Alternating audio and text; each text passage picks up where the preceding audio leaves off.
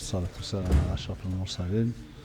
أود أن بالمناسبة أتمنى حفل كريم إلى كل المواطنين والمواطنات الجزائريين في هذا يناير الكريم.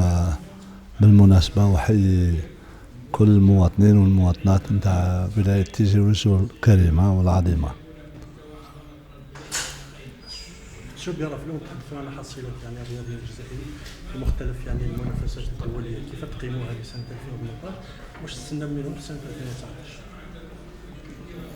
2019؟ التقييم اللي نقدروا نديروه أن اليوم عندنا في الحركة الرياضية والأولمبية الجزائرية مواهب شابة عندهم مستقبل مضمون، وانتم عارفين بأن كان فيه مثال المشاركة تاع الألعاب الإفريقية السابقة تاع الأشبال، وكذلك الألعاب الأولمبية تاع بونوس آيرس وين حصلنا على 5 ميداليات فضية، وهذا في أول مرة في التاريخ.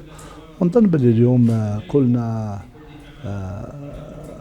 أمام الواقع أن في الجزائر فيه مواهب شابة عندها مستقبل وعندها كفاءات وعندها إمكانيات، ولازم نوفر لهم الشروط باش إن شاء الله في مستقبل قريب يقوموا بالواجب نتاعهم بكل جدية ويمثلوا أحسن تمثيل للجزائر.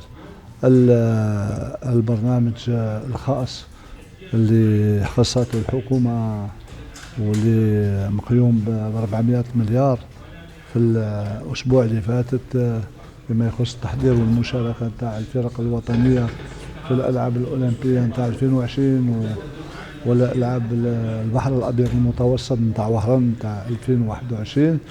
هذه يعني تثبت اهتمام الحكومة الجزائرية تحت رعاية سامية تاع فخامة رئيس الجمهورية، وكذلك تثبت بأن الجزائر لازم صاهرة والمسؤولين تاع الجزائر صاهرين باش يكون أحسن تمثيل الجزائر في كل المناسبات الرياضية الدولية.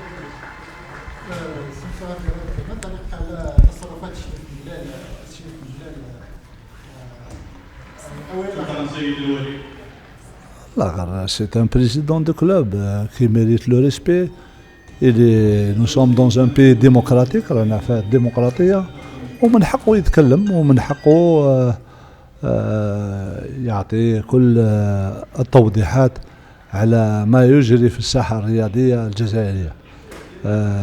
إن شاء الله هذه التصريحات تكون متبوعة بالدليل المعني بها، وإن شاء الله تكون يعني في إطار الاحترام المتبادل، لأن لا ننسى بأن الرياضة أولا هي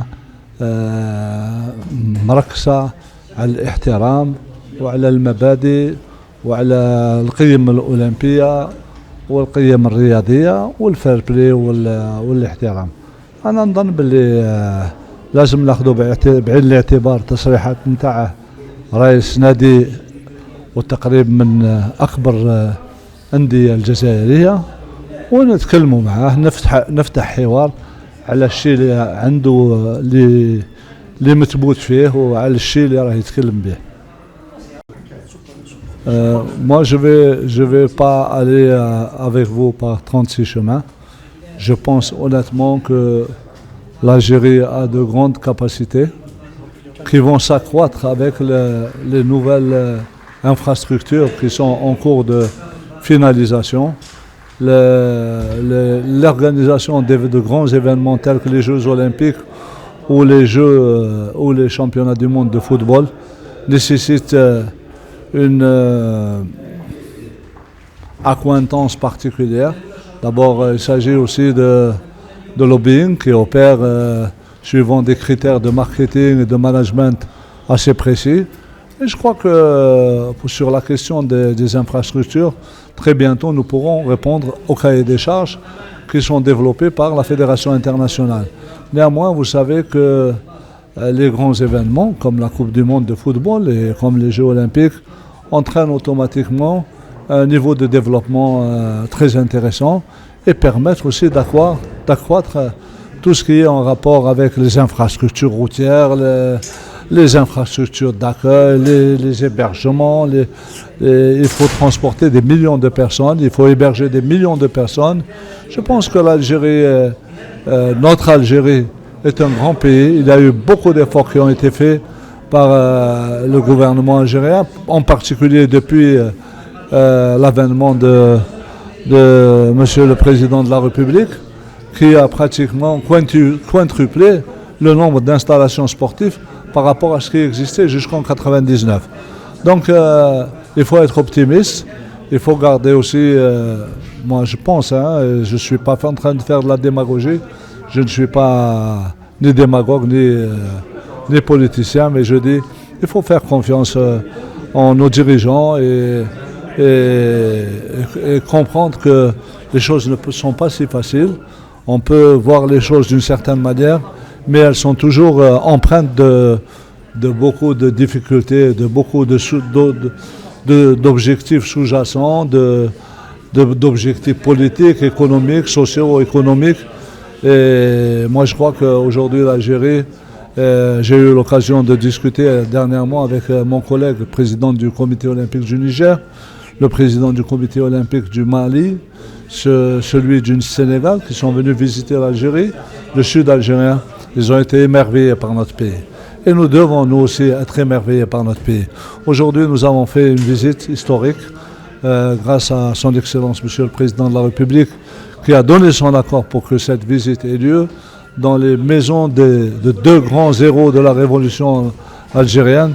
Et moi, je suis fier d'avoir fait partie de cette délégation parce que nous sommes tous des citoyens algériens soucieux de notre histoire et soucieux de l'avenir de nos enfants. Je vous remercie. Merci, Monsieur le Président.